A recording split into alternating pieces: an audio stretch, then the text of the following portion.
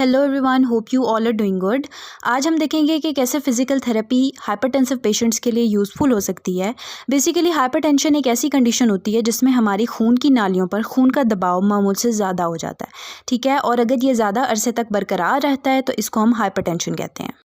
Contributing factors, ऐसे अवामिल जो मिलकर हाइपरटेंशन की वजह बनते हैं, जिनमें सबसे फर्स्ट पे ओबिसिटी है यानी मोटापा, स्ट्रेस, एजिंग, फिजिकल इनएक्टिविटी, इसी तरह से smoking, poor diet, genetics, family history, ये सारी चीज़ें मिलकर हाइपरटेंशन को ऑनसेट में हेल्प देती हैं। हाइपरटेंशन को मैनेज करने के लिए हम जो एक्सरसाइजेस कर रहे होते हैं under the supervision of physical therapist, so उसमें हमारे पास सबसे पहले तो एरोबिक एक्सरसाइज ट्रेनिंग आती है। ये एविडेंस है कि एक स्ट्रक्चर्ड एरोबिक एक्टिविटी करने से आपके ब्लड प्रेशर में 15% जितना फ़र्क आता है। सो मॉडरेट इंटेंसिटी एक्सरसाइजेस प्रेफर की जाती हैं जिनमें आप कॉन्टिन्यूसली ऑक्सीजन को यूज़ करते हुए walking, swimming, cycling 30 to 60 minutes per day and 5 times per week कर रहे होते हैं। रेजिस्टेंस ट्रेनिंग में हमेशा आपकी स्ट्रेंथ इंड्यूस होती है, आपकी वैस्कुलर हेल्थ अच्छी होती है, आपकी स्टिफनेस कम होती है। इसके 2 to 3 सेशंस पर वीक होते हैं। इसमें आप हाई इंटेंसिटी एक्सरसाइजेज नहीं कर पा रहे होते, वैसल व मैन्यूवर्स यानी you try to breathe out hard, लेकिन अपना माउथ और नोज क्लोज रख के, जैसे वेट लिफ्टर्स कर रहे होते हैं। सो इससे बीपी राइज होता है, इस वजह से कंसिडर किया जाता है कि आप ये वाली एक्सरसाइजेज ना करें। सो इसमें आपके पास रेजिस्टेंस बैंड्स इन्वॉल्व होते हैं, लाइट वेट लिफ्टिंग होती है जिनमें डंबल्स आते हैं। ब्रीदिंग एंड रिलैक्सेशन टेक्निक्स में आप डीप ब्रीदिंग करते हैं, यानी you breathe in, belly rise होती है, चेस्ट राइज नहीं होती। इसी तरह से योगा में भी कंबाइंड मूवमेंट्स होती हैं, आपकी ब्रीदिंग, आपकी मेंटल रिलैक्सेशन, इन चीज़ों को कंबाइन करके आपको एक्टिविटी परफॉर्म करवाई जा रही है। Posture education and weight management, इसमें आपकी सर्कुलेशन, आपका लंग एक्सपेंशन, ये चीज़ें इंप्रूव हो रही होती हैं। सो अल्टीमेटली इनसे आपका बैलेंस और आपकी फ्लेक्सिबिलिटी भी with in the training improve होती है। अब फिजिकल एक्टिविटी से आपका वेट लॉस होता है, आपका जो फैट होता है एक्सेसिव वाला वो मेल्ट होता है। सो ये एक की फैक्टर होता है हाइपरटेंशन की मैनेजमेंट के अंदर। जब आपकी बॉडी में लेस फैट होगा, हमारे हार्ट पे लेस प्रेशर होगा, उसको कम काम करना पड़ेगा, हार्मोन्स बैलेंस रहेंगे, फ्लो अच्छा रहेगा। सो जो रिस्क होता है डायबिटीज़, कोलेस्ट्रोल, बीपी, इन सारी चीज़ों के रिस्क को भी कम से कम कर दिया जाता है। गोल्स ऑफ फिजिकल थेरेपी में नंबर 1 इज़ कि आपका रेस्टिंग ब्लड प्रेशर लोअर होता है, यानी फिजिकल थेरेपी में physical activity and relaxation techniques को इंड्यूस करके आपके ब्लड प्रेशर को कम किया जा रहा होता है और इससे आपके हार्ट और ब्लड वेसल्स की फंक्शनिंग इंप्रूव होती है।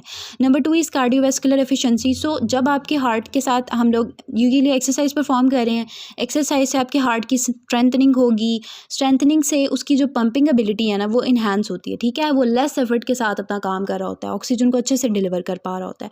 सो नंबर 3 इज़ कि आपकी स्ट्रेस और आपकी सिंपैथेटिक ओवर एक्टिविटी को रिड्यूस किया जा रहा होता है, यानी रिलैक्सेशन टेक्निक्स के थ्रू, जिसमें डीप ब्रीदिंग है, एक्सरसाइज है। सो आपके नर्वस सिस्टम को काम किया जाता है, जिससे आपके स्ट्रेस हार्मोन्स का लेवल भी कम होता है और बीपी मैनेज रहता है। देन आपके लाइफस्टाइल चेंजेस को प्रमोट किया जा रहा होता है। यहाँ पर आपके अंदर हेल्दी हैबिट्स आ रही होती हैं, रेगुलरली एक्सरसाइज करने की, पॉस्चर करेक्ट रखने की एंड स्ट्रेस कंट्रोल करने की।